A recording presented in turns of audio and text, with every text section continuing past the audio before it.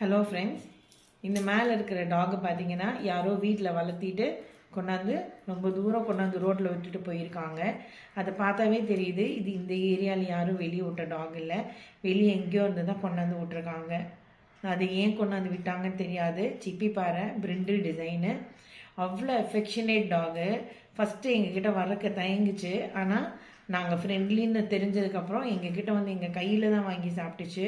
நீங்கள் வீடியோ பார்த்தாவே தெரியும், அவ்வளோ அஃபெக்ஷனேட் டாகு. ஆனால் இந்த டாகை கொண்டாந்து விட்டவங்க மனுஷ ஜென்மமே கிடையாது, மிருகம்னு கூட சொன்னால் அந்த மிருகத்துக்கு கூட அவமானம். ஒரு ராட்சச ஜென்மங்க.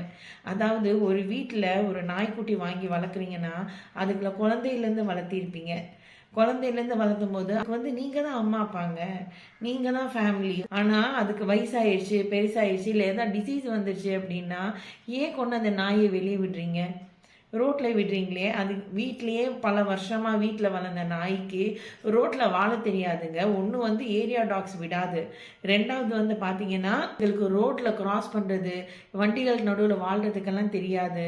டெய்லி ஒரு நேரம்னாலும் ஒரு நேரம் ஃபுட்டும் தண்ணியும் கிடச்சிட்டு இருந்த டாகு சாப்பாடே இல்லாமல், சாப்பாடே கிடைக்காத ஒரு ஏரியாவில் கொண்டாந்து அப்படியே விட்டு, இது ஒரு இண்டஸ்ட்ரியல் ஏரியா அந்த டாக் இருக்கிறது, அங்கே ஒன்றுமே கிடைக்காது. அந்த மாதிரி ஒரு இடத்துல கொண்டாந்து விட்டுட்டு போயிருக்காங்க. அந்த டாக் சாப்பிடாம தண்ணி குடிக்காம எப்படி இருக்கும்? டெய்லி நல்லா இருக்கீங்க, உங்களுக்கு ஒரு ஷெல்டர் இருக்கு, உங்களை திடீர்னு கொண்டு போய் ரோட்ல இப்படி கொண்டு போய் எங்க விட்டுட்டு போனா என்ன பண்ணுவீங்க? ஆனால் ஒன்று மட்டும் ஷியோருங்க, இந்த மாதிரி நாயை வளர்த்து கொண்டு ரோட்ல விட்டுட்டு போறீங்க தெரியுமா, உங்கள் கடைசி காலம் அப்படிதான் இருக்கும்.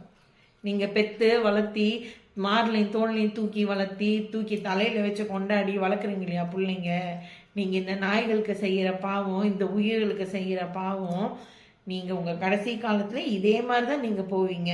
இது கர்மா அப்படின்னும் போது இதை காப்பாற்றுறதுக்கு தெய்வம் இருக்கும். அன்னைக்கு நீங்கள் ரோட்டில் வரும்போது உங்களை காப்பாற்றுறதுக்கு அந்த தெய்வம் கூட நிற்காது.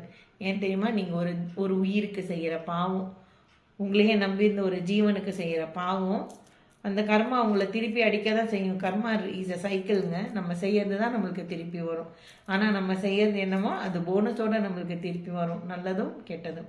அதாவது நாய் குட்டி போட்டுச்சு அப்படின்னா அதுகளை மூட்டையில் போட்டு கொண்டாந்து ரோட்டில் விட்டுட்டு போகிறது, அம்மா கிட்டேருந்து பிரிக்கிறது, வளர்த்த நாய் இப்படி கொண்டாந்து ரோட்டில் விட்டுட்டு போகிறது, இந்த மகா பாவத்தெல்லாம் செய்கிற மகா பாவிகளுக்கெல்லாம் தெய்வம் ஒரு நாளும் மன்னிக்காது.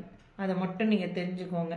நீங்கள்லாம் கோயிலுக்கு போய் ஒரு நேரம் கையெடுத்து கும்புறீங்க இல்லையா, அதுக்கெல்லாம் லாய்க்கில்லாத ஜென்மம் உங்கள் ஜென்மம். அதனால் இந்த நாய்க்குட்டியை யார் கொண்டாந்து விட்டுருக்கீங்களோ, பை எனி சான்ஸ் இந்த வீடியோ பார்த்தீங்கன்னா உங்கள் குட்டியை தயவுசெய்து கூட்டிகிட்டு போயிருங்க.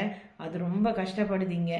நாயெல்லாம் கடிச்சு வைக்கிது, அது காலெல்லாம் புண்ணாயிருக்கு, நாயெல்லாம் கடிச்சு எங்கேயோ அடிபட்டிருக்குன்னு நினைக்கிறேன், தொடையில் அப்படியே ரெட்டாக இருந்துச்சு.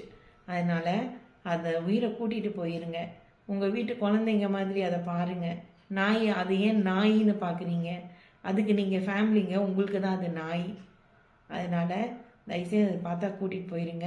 இல்லாமல் வேறு யாராவது இன்ட்ரெஸ்ட் இருந்ததுன்னா, டாக் நல்ல ஹெல்த்தியாக இருக்கு, டாக் நல்ல ஃப்ரெண்ட்லிங்க. வீடியோவில் பார்த்தாவே தெரியும், எங்கள் கையில் தான் வாங்கி சாப்பிட்ருக்கு. அந்த மாதிரி அவ்வளோ ஃப்ரெண்ட்லி டாக்.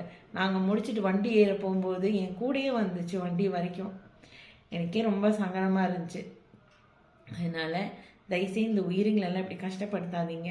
மனுஷ ஜென்மம் மட்டும்தாங்க இவ்வளோ குரூயல், வேறு எந்த ஜென்மமே இவ்வளோ குரூயல் கிடையாது. ஒரு மனசாட்சியே இல்லாதவன் மனுஷ ஜென்மோன்னு ப்ரூவ் பண்ணுற மாதிரி நிறைய மக்கள் இந்த மாதிரி பண்ணுறீங்க. தயவுசெய்து பண்ணாதீங்க. வேறு யாருக்காவது இன்ட்ரெஸ்ட் இருந்ததுன்னா தயவுசெய்து இந்த டாகை எடுத்துகிட்டு போயிருங்க. என்னோடய கமெண்ட்டில் என்னோடய நம்பர் தரேன், கீழே கமெண்ட்ஸில் நான் என்னோடய நம்பர் தரேன். நீங்கள் யாராவது வேணும்னு சொன்னீங்கன்னா நான் உங்களுக்கு லொக்கேஷன் போட்டுவிட்றேன், கூட்டிகிட்டு போய்க்கோங்க. தேங்க்யூ.